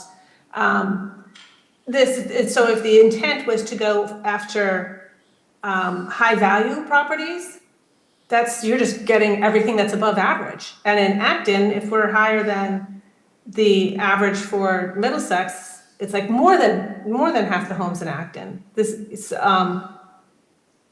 So you see where I'm concerned here. This is not just going at, originally what I heard the presenter say at first was that it was out of concern for wealthy out-of-state people coming in and buying second homes in Massachusetts and taking homes out of the inventory for locals. But this hits everybody. It doesn't target that in any way. So that's my concern there. And again, if it's not indexed to inflation or to whatever you're saying, I guess as the average home price goes up, that should go up too. So $1 million might end up becoming the lower number. Right. and depending on where you live. So I never like a new tax. So, no matter what you answer, I would not like it and would not be asking you to sign this. So, thank you. Thank you. Tom, I believe you raised your hand. Sorry. Tom Beals, Willow Street. Corinne asked the first question that I had. Who would pay this? Would it be the buyer or the seller? That's up to the municipality, as Select Board Member Nichols said already. The legislation as drafted says that the municipality can decide to assign who pays it to either the buyer or the seller, or they can split it. I'm reminded that when the income tax was instituted, the proportion of the population that it applied to was minuscule, and it has morphed into what it is now. This is the camel's nose under a tent. Here in Massachusetts, taxes never go down, and the proportion of things that are taxed, of transactions that are taxed, never goes down. As you increase the housing price, as housing prices increase due to inflation, the proportion of transactions that are taxed increases. This is partly the point that Corinne made. I hope the board does not approve this. Thank you. Any other, Fran? I just wanted to just add that it's maybe typically the home seller that would pay the tax. I mean, you can negotiate between, but it's typically the home seller. Thank you. David? It completely depends on our bylaw, right? So there's no typical, it's whatever we put in our bylaw. And as Bob said, it can be either party or split, depending on what we put in our bylaw. I do want to emphasize that it is only, the amount taxed is only in the amount above the median income. So if it's a $900,000 house, the 0.05% tax, which is the low end of the spectrum, would apply to $45,000. Alyssa? I just want to, one last emphasis that this letter doesn't have any language that proposes this for Acton or offers board support for Acton to adopt this. It is primarily a letter of support for the legislators to allow municipalities to adopt this should they choose. So 19 communities in Massachusetts so far have passed a real estate transfer fee at town meetings or whatever form of decision-making they have. Tomorrow at the hearing, there are 6 towns and cities who will be presenting testimony to the committee. Like, why waste all of that time? And this is something that I've presented to the legislators at hearings before. You're hearing from all of these towns who want to do this, just pass a law allowing local control, which is really important in my estimation, so that they can make those decisions that meet their needs. And if it's not the right tool for Acton, then Acton won't pass it. So this just petitions the legislature to allow that control with the local government. There's one more online hand. Okay, the one online commenter?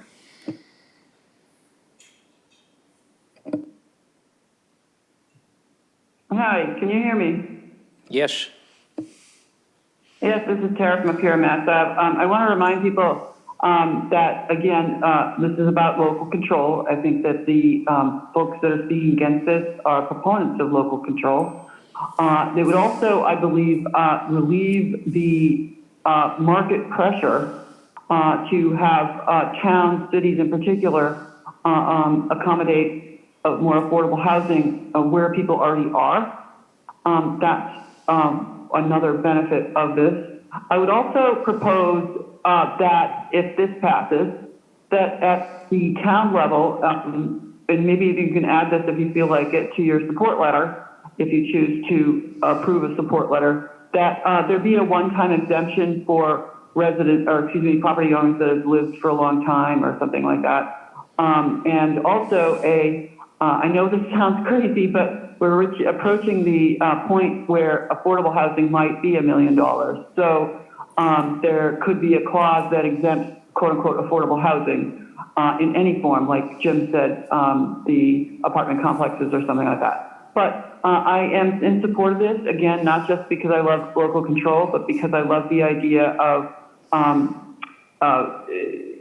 those who have made a lot of money off of something, contributing back to the community. And especially if there's a one-time exemption, this will be about speculators, not about just one person downsizing. Thank you. Thank you. And Corinne Hogseth raised her hand again. Okay. Your second comment? Sure, thanks. Yeah, I'm all for local control, but this isn't shifting control from one entity to the locality, because the state is still collecting the same amount, the 0.05% or 0.046, whatever they collect. If you want to talk about shifting some of the control to localities, this should be offset by a decrease in what the state collects for a real estate transfer tax. This is just another tax. Thank you. Thank you. Well, before I call for a vote, I'd like to make one more comment. personally, I think folks that understand I'm kind of a low-tax hawk might be surprised I'm supporting this. But frankly, I'm supporting this so that not only Acton, but all the communities have an opportunity to decide if this works or not. And I could easily foresee myself voting to approve this letter. And then if the proposed bylaw comes to town meeting in a year or two and it doesn't meet my scrutiny, I might very well vote against it. And I would encourage other folks to do the same. I would think that if we are given the opportunity to do this, it's going to be a huge amount of work to come up with a bylaw that threads that needle. With that, if I could get a motion from somebody?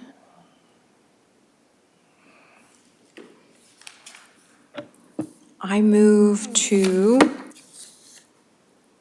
approve the letter of support for local option real estate transfer fee legislation. Second. Moved and seconded. Any other questions or comments? I have one more. Just to the point about folks who have lived a long time in the community, seniors, I just want to note that Boston has paired this with an increase to their senior tax exemption. So also to your point, Dean, that there's a lot that would be required in the bylaw to win your support.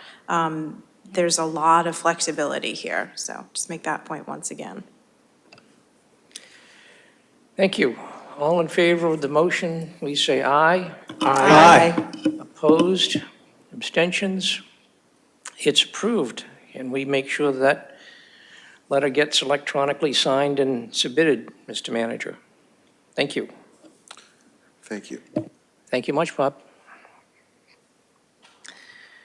Item 7, DPW facility update. At our last meeting, I floated some dates with folks about when we might expect a report back from Arrow Street. And we've had subsequent meetings with them, discussions. Timeline has slipped slightly. At this point, we'll be having a building committee meeting on Wednesday, September 24th at 7 p.m. in this room to hear a full presentation from Arrow Street. My hope is that coming out of that, building committee will have a recommendation which will be brought forward to the select board. And this would be an item for discussion at our October 6th select board meeting. Don't have anything much more to update other than that, other than, very exciting to see the how creative the architects have been. They've come up with some good numbers. But I think the important thing is, no matter what the number is, we need to make sure that the project has to be affordable, but also has to be fit for duty. And so we'll be analyzing that on the building committee level. Staff has been weighing in on it, and the architects as well. They have brought a lot of fresh ideas forward. So more to come on that. Item 8, proposed joint workshop with Maynard Select Board. Mr. Manager, I think you've had some discussion with your counterpart in Maynard? Yeah, I just wanted to provide an update on this. I met with the town administrator from Maynard a few days ago, and there's interest in doing a joint meeting between Acton and Maynard and having it be sort of a workshop where there would be just dialogue between the board members and maybe staff, but primarily with the board members on sort of a set number of topics so that we can have a both productive and efficient discussion, because I'm sure there'll be plenty of things to cover, but I think if the chairs could get together between now and when it's finally scheduled to determine what subjects we want to cover, that'll be most productive. One of the dates that they floated recently that I don't know that I've circulated to the board is the 23rd, which I think is a Tuesday night. I don't know what else is going on that day or that night. The other day they mentioned was a Saturday, and I purposely don't remember what it was, the date. But I think they want to do it on a weeknight, or they want to do it at night. They had no interest in doing it during the day, or little interest, I guess I would say. So I guess just the update is that I'll be following up with you with some scheduling, but look for it to be on a weeknight, most likely. And if you have concerns or ideas about things that you think should be discussed, if you want to let me know, I can talk to the chair about that to help frame that meeting so that it's fun. It'll be fun. It'll be productive. That's my update. Great, thank you. Yeah, I was looking at that particular night. I know that's the night of the public hearing for the community preservation plan, so I know that that would at least create a problem for most of the evening for me personally, but certainly I'm personally not all that enthused about having meetings on Saturdays or Sundays. But whatever we can schedule for a weeknight and work out, I think that'd be great. And certainly if folks have any specific topics that they think should be discussed, why certainly bring them forward to the town manager, and we can work it that way. Thank you. Item 9, multi-board meeting with Acton Boxborough Regional School District.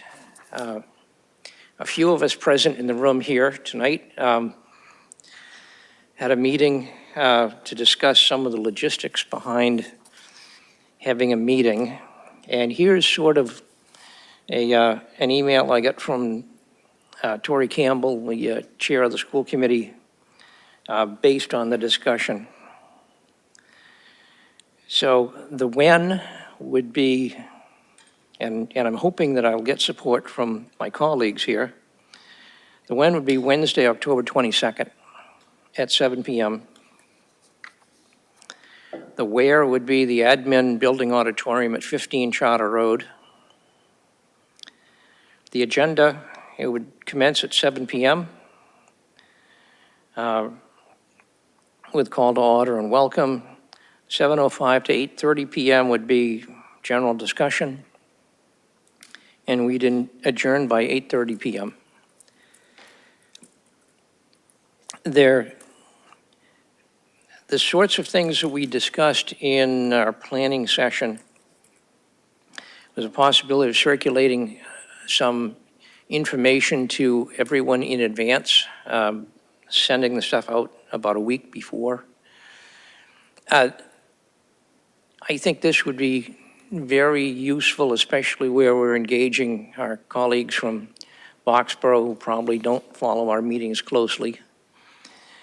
So the sorts of things, materials that I would suggest that we send out would be, by that time, we should have the first pass of the ALG plan, which I think would be good information for everyone to have.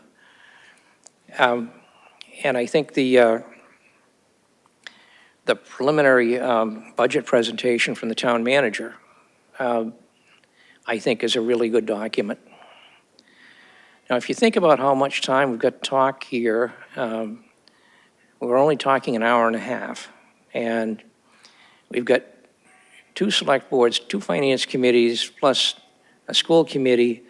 So nobody's going to have a chance to speak for very long. So I think it has to be very focused. A couple of the suggestions we had is that each entity come up with 1 or 2 questions or discussion points that they'd like to bring up, rather than so that we and have an opportunity when we send out the packet, so that these other entities would have some idea as to what kind of questions we might be asking and they might be asking of us. I will admit to the fact that I've not thought much more about what sort of questions I would raise, but I'm sure that between all of us, we can probably come up with a short list, and we'd probably, the town manager and I would whittle it down just in the interest of time. So that's sort of what we've got. The format is going to be, they will have been in union negotiations earlier in that day. So there'll already be a table set up for about 30 people. It'll be kind of a roundtable discussion. And as far as what's going to come out of this, well, I think it's important that all of us meet in a non-confrontational manner. The situation last year was not conducive to good decision-making. I think it's nice to be able to actually put a face to a name. I've not had much in the way of dealings with many of our school committee members and virtually anybody from the town of Boxborough. So I think it's good from that point of view. And just in the brief discussion that we had the other night, trying to set up the planning for this, it was interesting just to have a free-flowing discussion between myself and my alternate number from Boxborough Select Board to see what kind of challenges they have and actually hear it from them firsthand. Obviously, both sides of the border have their own challenges that they're facing. There's also obviously some similarities. We're looking at a DPW project. They're looking at a fire station project. The numbers are not that much different between the two of them. We passed an override by a narrow margin a year or so ago. They might very well be looking at not only debt exclusion override, but a general operating override as well, because they're getting pretty close to the edge. So I think, if nothing else, I would say that it's building empathy between all 5 boards. So I hope that I've got the support of my colleagues here and that we'll attend and participate and see where it goes from there. Anybody have any questions? Oh, Jim. I'm enthusiastic about this meeting. It's on my calendar already, just in case it all works out. I wanted to thank you for following up on the idea of having the presentations arrive before the meeting, so we're not, spending time not actually talking to each other, but instead listening to presentations. And I guess the question part would be, I'm assuming, but I thought I should check this out, that although this will certainly be a posted meeting for the select board, since we'll all be there, we're not planning to make any decisions there, right? I don't foresee any decisions to be made. If the decisions are made at some point that we should come back and reconvene and have specific decisions, and I think, we need to post that in an agenda and deal with it that way. But it's more of a listening, getting to know you sort of meeting. David? Yeah, I think it's a great idea, and I agree with Jim. I hope the presumption is that everybody will have read the materials ahead of time so that we don't have to reiterate all that. And in fact, I would like to see, if this works in your negotiations with your fellow chairs, most of the time spent on questions on other people's plans, right? So if after we've gone through all these other presentations, is there clarifications that any of us would want on timeframes, amounts, whatever. Anyway, I think questions on the materials should be a large part of the meeting. I will say also, a question of the side, do we know when the first ALG meeting is?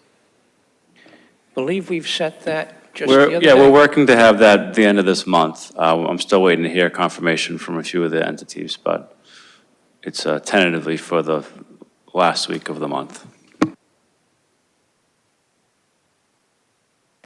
Yeah, so we'll have an opportunity to, and of course, anything that the school committee presents is going to be preliminary in nature because they're just embarking on their the reorganizational plan and that sort of thing. So if it works, it would be nice to look at having this as an annual event, just sort of get together and reach out to folks. Good, thank you. So we are now down to the consent agenda.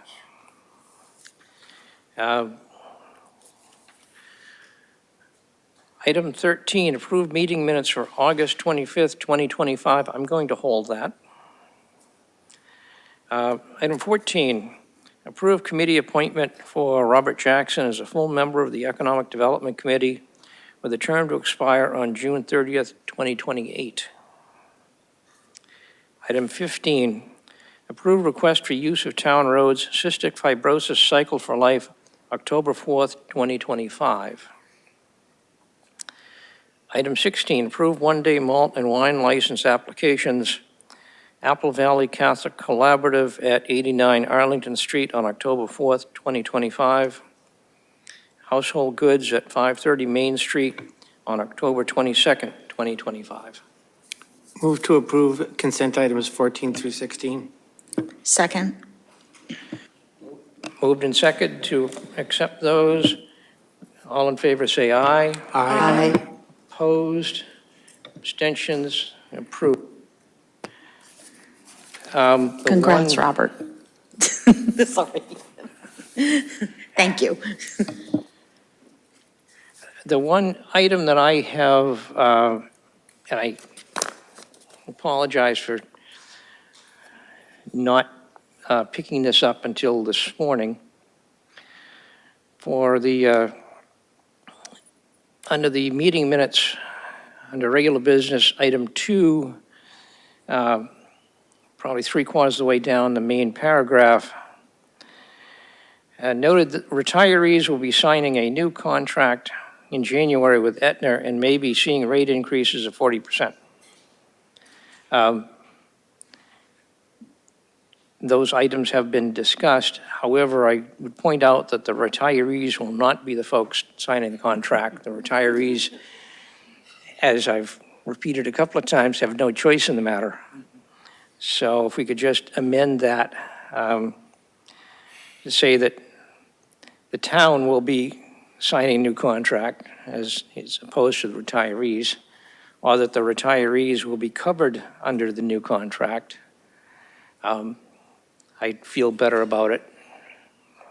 We can make that change. Thank you. With that, I'll accept another motion. I move to approve the meeting minutes of August 25th as amended. Thank you. Second. Moved and seconded. All in favor, say aye. Aye. Opposed? Abstentions? Okay, I'm looking for one more motion. Move to adjourn. Second. Moved and seconded to adjourn at, looks like 7 minutes past 8. All in favor, say aye. Aye. Aye. Opposed? Abstentions? Thank you very much. What are we going to do for the next 3 hours? Yeah, see you next week.